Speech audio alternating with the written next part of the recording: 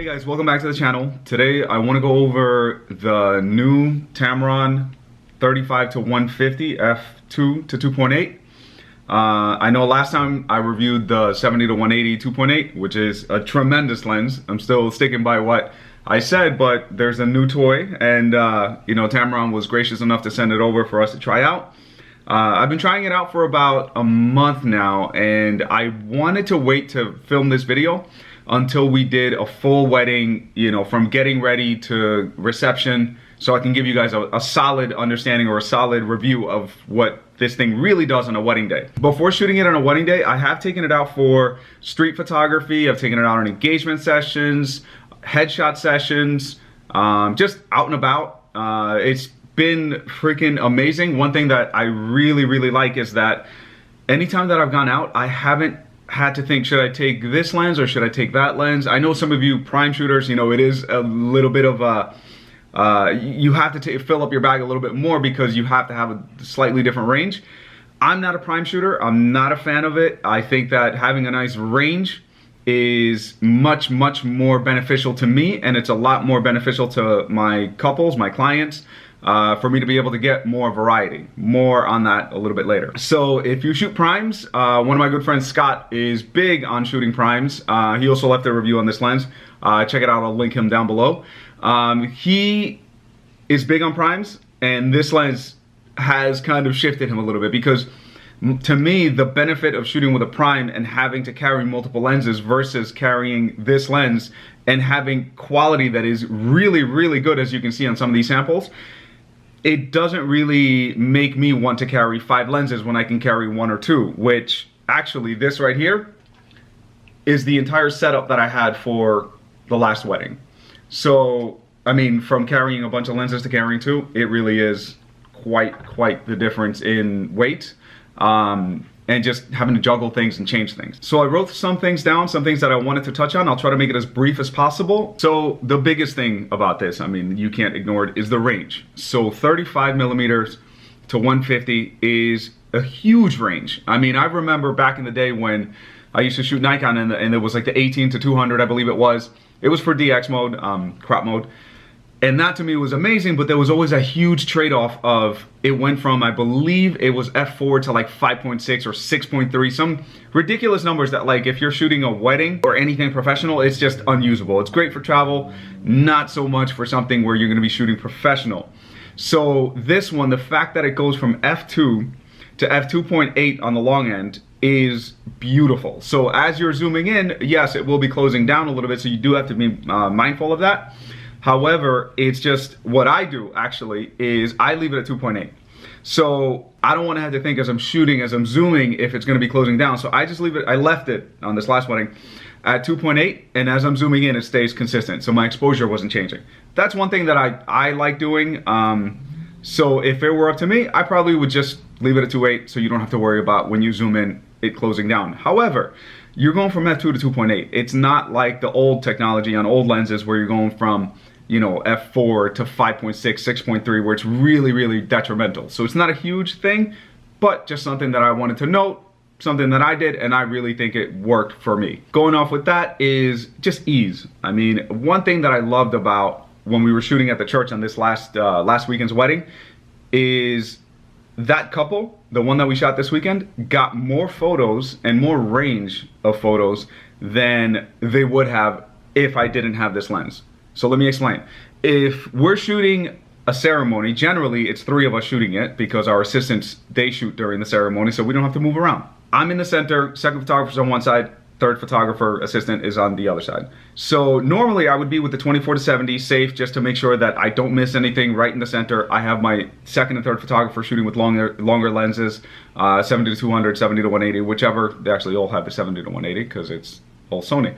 So they're shooting from the sides, and I don't have to worry about those tight shots. However, this past weekend I had the range of almost the 24-70 and that longer range. So as you're seeing in the photos that I'm posting right now, the range was definitely a lot bigger than if I was just on a 24-70. So in turn, our couples got more photos, more variety, and it was capturing the moment more, because when she's crying or they're exchanging rings or something like that, I can really get close and get those moments a lot more detailed than if I was on a 24-70 capturing the entire church. Now, as far as weight, yes, it is heavier. Nothing in this world is free. So if you're gonna get a lot of range, you're gonna have to sacrifice somewhere. And weight would be where this lens is definitely where the trade-off is. Now, is it that heavy? Now, I've heard some photographers complain about how heavy it is. Guys, let's get some perspective here.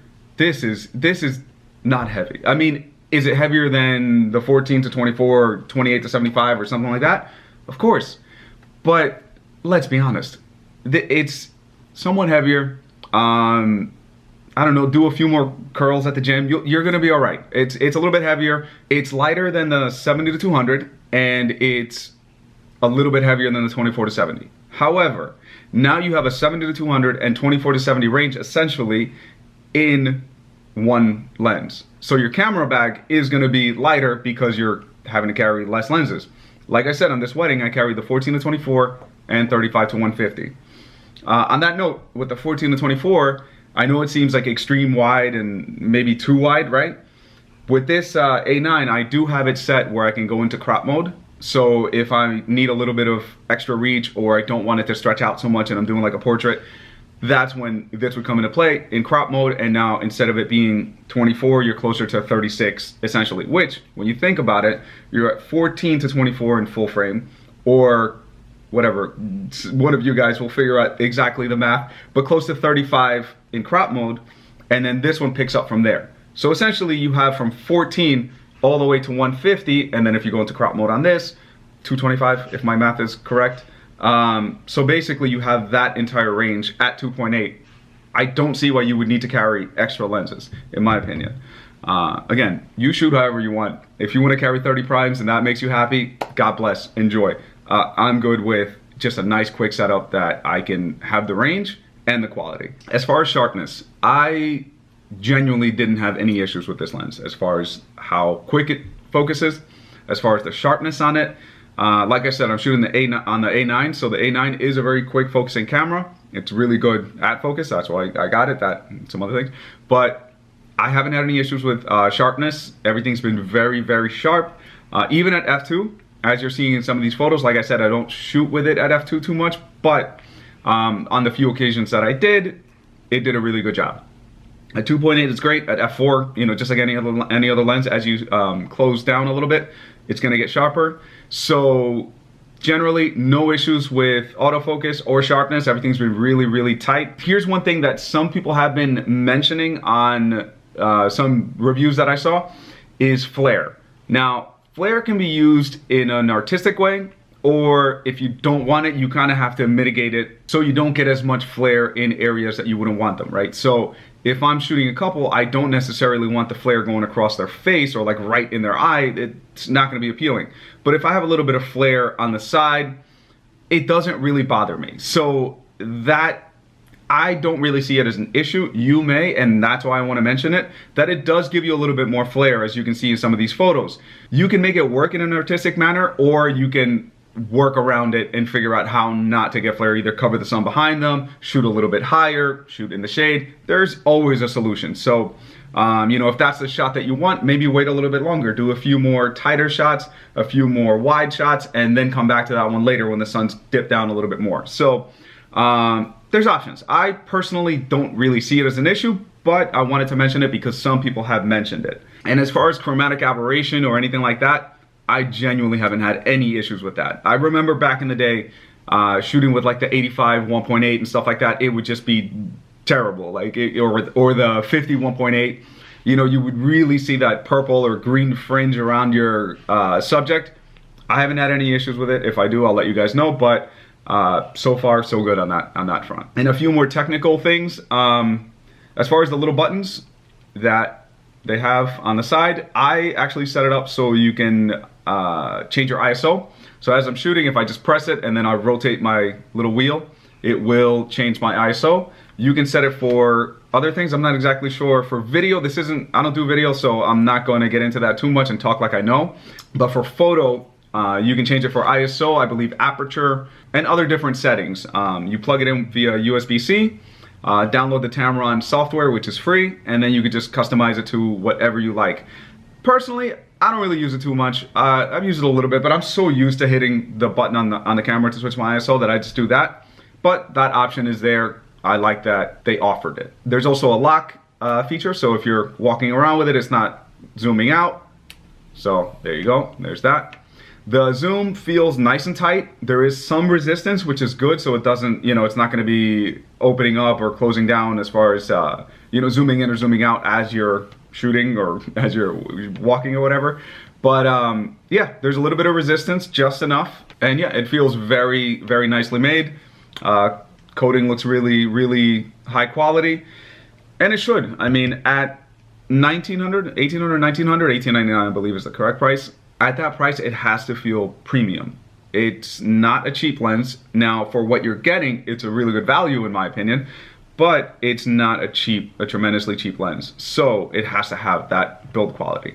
I've been using it, like I said, for about a month, and it's done really, really well. I don't baby my equipment. I don't abuse my equipment. I use it as equipment should be. And I don't use ND filters or UV filters or any of that, but the front element is 82 millimeters. So if that is important to you, that is what you'll need.